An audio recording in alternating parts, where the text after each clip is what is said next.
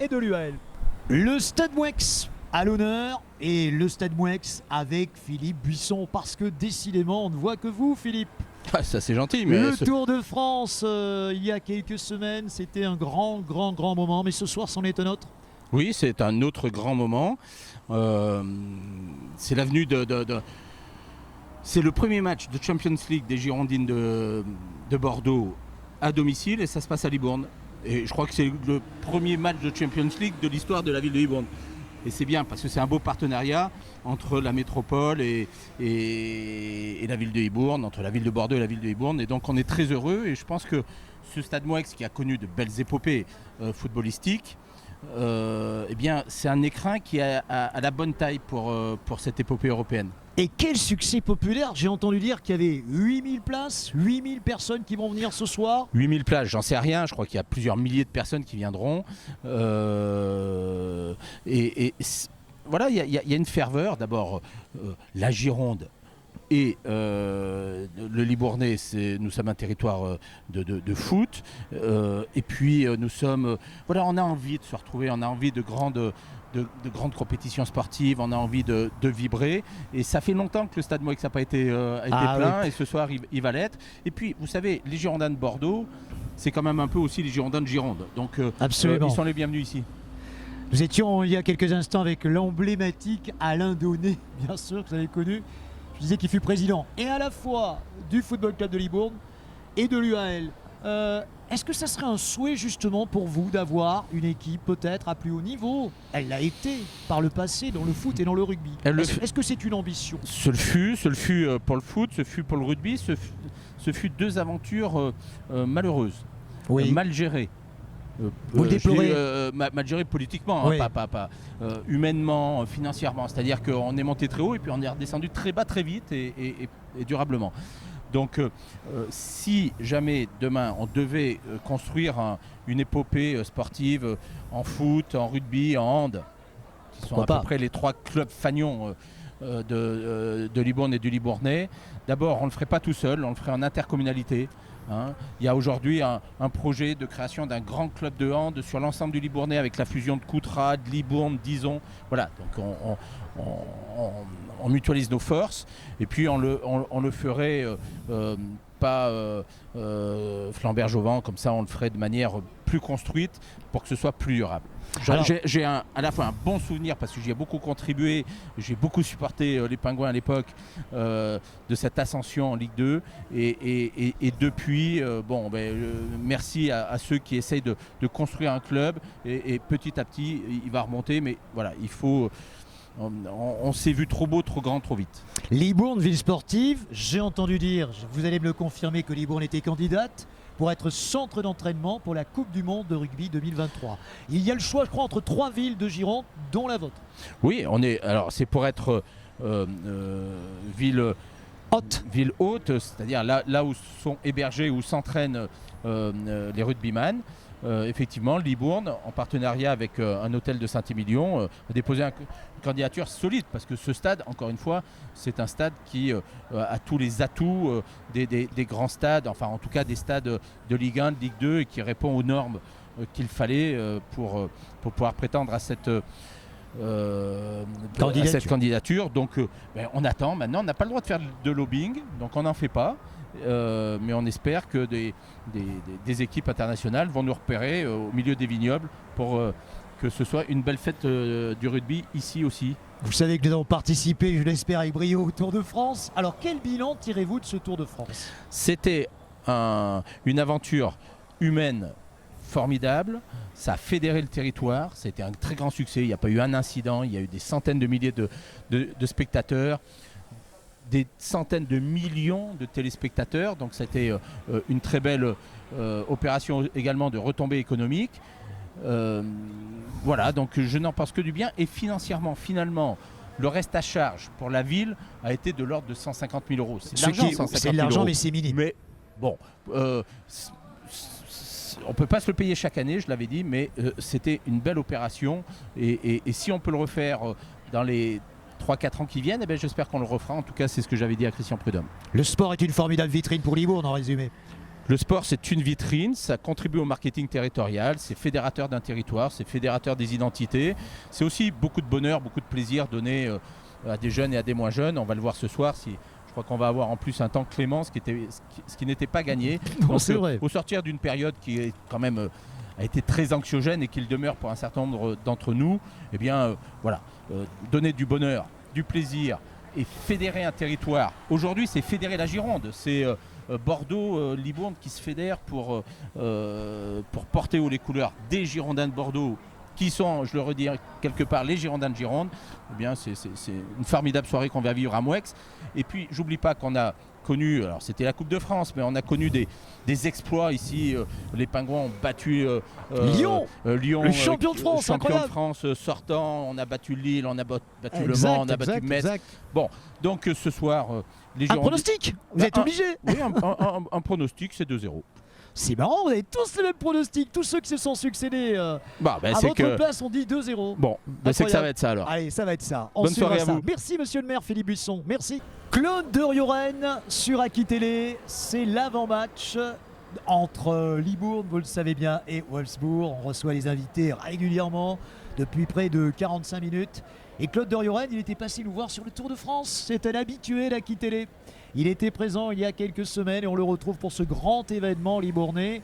Claude, l'ex-footballeur, stagiaire professionnel que tu fus, évidemment, aime le foot et le foot féminin. Tu y es régulièrement, tu les suis régulièrement, ces Girondines, je le sais. Alors ce soir, tu ne pouvais qu'être là. Et on va tout de suite te demander un petit pronostic. D'habitude, c'est le pronostic qu'on le demande à la fin. Là, je vais te le demander au début.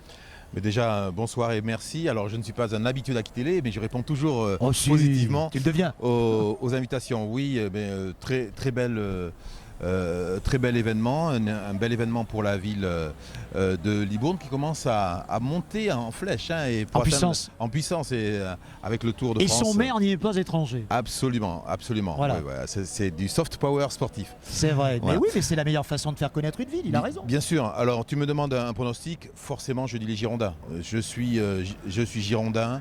Je suis Aquitain, néo-Aquitain. Donc, forcément, je veux que notre équipe, mon équipe, gagne.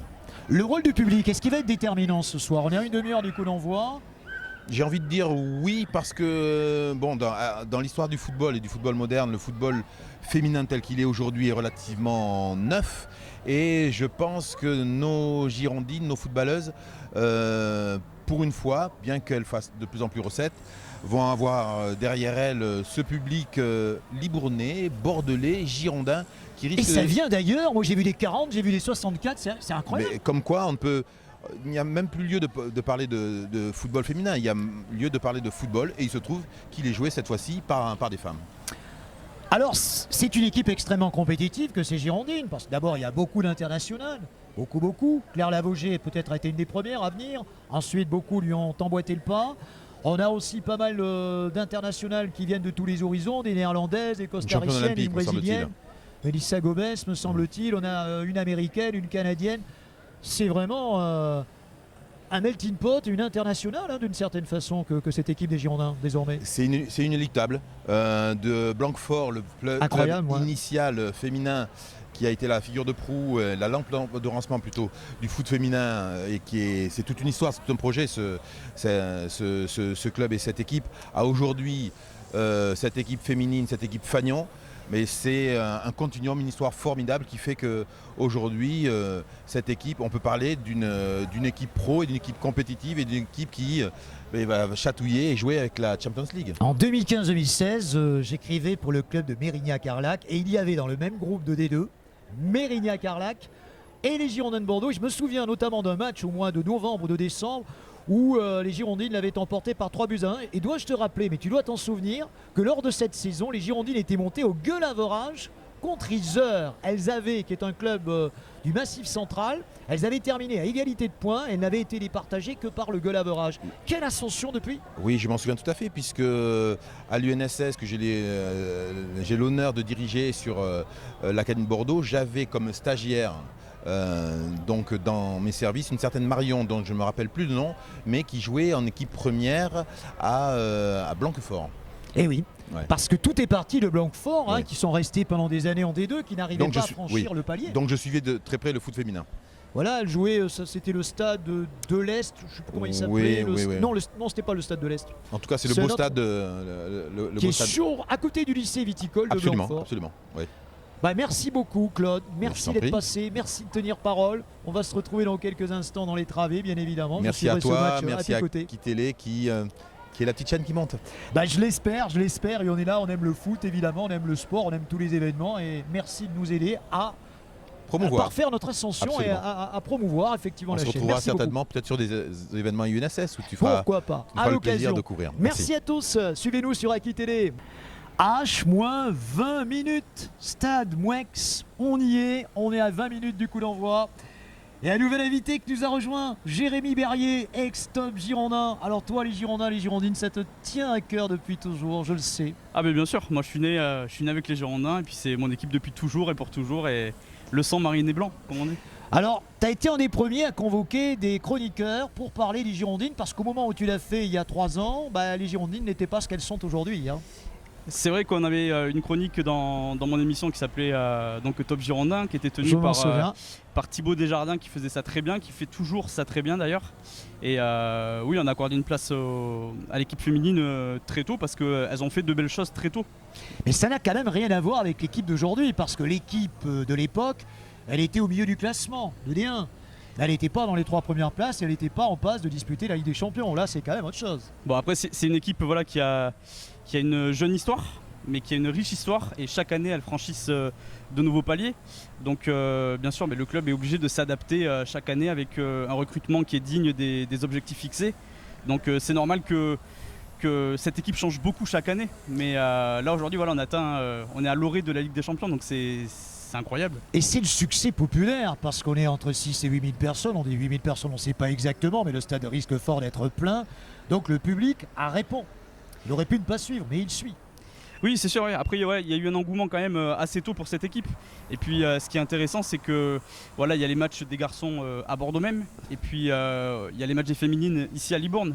Donc, c'est intéressant aussi de faire jouer le côté territorial, et c'est bien pour tout le monde. À titre personnel, que deviens-tu? Je pense que tu n'as qu'une envie, c'est de refaire de la radio, de la télé. Et tel que je t'imagine, tu dois être derrière un projet. Est-ce que tu peux nous en parler si tel est le cas? Alors, je me suis mis un petit peu en retrait de ce monde-là parce que j'ai des objectifs, un cap à franchir dans ma vie personnelle et dans mon vrai métier, on va dire. Parce que après la radio, la télé, c'est du plaisir, c'est pas ma vraie activité. Mais, donc comme nous tous, pratiquement, faut le dire. Bien sûr, mais après, j'ai des objectifs dans ma vie perso et une fois que ceux-ci auront été atteints, tu passeras on reviendra. autre chose. Après, j'ai quelques idées, mais faut laisser du temps. Mais je sais que ça te manque. Je sais que le micro, que l'envie de communiquer qui est la tienne, tu y as goûté il y a maintenant 3 ou 4 ans, je ne sais plus, c'était il y a 4 ans. Ouais, 2 ans et demi, 3 ans. Ouais. Après, c'est sûr que quand on a goûté ça, c'est dur de s'en passer. Et donc je sais que je ferai mon retour quand l'opportunité se présentera. Mais, ou une opportunité que tu créeras. Ou que je créerai, voilà. Mais c'est sûr que quand on y a goûté, c'est dur de s'en passer, surtout quand ça parle des Girondins.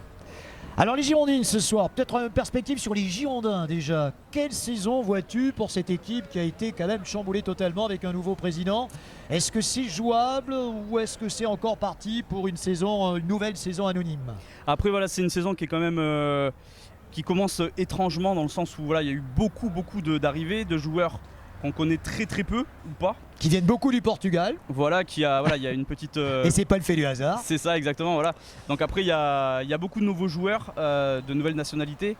Et puis, il y a une alchimie à créer, ça viendra au fil des matchs, au fil des entraînements.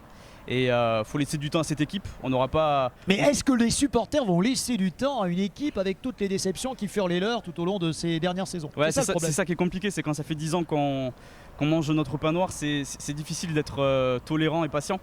Mais je pense qu'ils ont quand même la fraîcheur d'esprit de voir qu'il y a une nouvelle présidence, une nouvelle dynamique, de nouveaux objectifs, une nouvelle façon de travailler. Et ces nouveaux joueurs, il faut leur laisser le temps aussi. Donc je pense qu'il y a moyen de rêver. Mais voilà, on sera pas champion de France cette année. Ça, c'est à peu près sûr. Mais tant qu'on met du cœur et qu'on mouille le maillot, je pense que rien que ça comptera énormément pour les supporters de Bordeaux. Donc on va compter sur les Girondines pour maintenir le flambeau bien haut des Girondins, c'est cela? Ouais, après pour moi c'est les deux équipes qui doivent montrer un bon visage. C'est sûr qu'il y a plus de succès du côté des filles depuis quelques saisons, mais les deux équipes doivent donner le maximum, quoi. Voilà. La délocalisation Libourne, c'est une belle idée pour toi? Ouais, c'est une belle idée. Je pense que c'est une belle idée. Je pense que quand on voit l'Union Bordeaux-Bègles qui, par exemple, délocalise aussi des entraînements dans les grandes villes de Nouvelle-Aquitaine. Ici en particulier, ils sont venus. Je trouve que c'est génial et les Girondins devraient s'en inspirer. Et le fait de recevoir en Ligue des Champions, un championnat à Libourne, je trouve que c'est vraiment top. Un petit pronostic comme tu le faisais chaque fois dans tes émissions. Un petit pronostic. Voyons si c'est le même que pratique. Il y a eu pratiquement unanimité sur tous les pronostics. Voyons si le tien. Moi je vois un gros pronostic pour Bordeaux. On connaît la mentalité allemande et le fait qu'elle ne lâche rien. Mais là on est chez nous avec les ultras qui sont au rendez-vous, les supporters qui seront là. Moi je vois une victoire 4-1 de Bordeaux. Oula! Alors ça serait un exploit parce que 2020, elles furent finalistes. Elles ont gagné 2 fois en 2013 et 2014, si je ne m'abuse. Mais après, je vois un fait de jeu en faveur de Bordeaux. Admettons une expulsion assez tôt dans le match. Voilà, je pense que ça peut être intéressant pour les filles aujourd'hui. Jérémy Berrier sur Aki Télé, c'est l'avant-match, je vous le rappelle, de Bordeaux-Wolfsburg. On est ravis d'être au Stade Mouex, on a été ravis d'être avec vous pendant plus d'1 heure avec tous ces invités qui se sont succédés. Bon match, le résultat demain et soyez certains qu'on refera une telle initiative dans l'avenir avec des gens qui ont été particulièrement sympas. Merci Jérémy, Merci bon match à toi Christophe. aussi et à très bientôt sur Aki Télé. À bientôt.